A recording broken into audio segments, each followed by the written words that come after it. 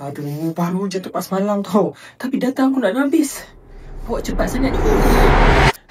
Hampa mesti pernah alami benda macam ni kan? Sebenarnya, banyak app kita masih berjalan walaupun kita tak buka pun.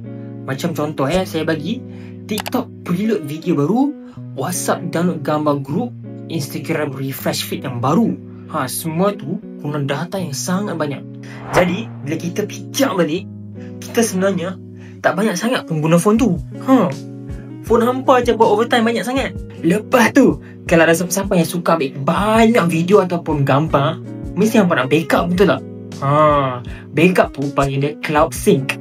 So, bila hampa nak upload gambar ataupun video dalam cloud, dia mesti menggunakan data tau. So, tak kisahlah gambar tu 50 MB ke 100 MB ke, benda tu gunakan data. Satu lagi, kalau hampa tengok video dekat streaming app, macam contohlah aku bagi Netflix, TikTok, YouTube, semua menggunakan data yang banyak untuk hasilkan video kualiti yang tinggi. Especially kalau hampa bukan menggunakan wifi lah. Kalau hampa buka data memang makan banyak. Hampa kena ingat ni tau, semakin besar resolution dia, semakin banyak makan data.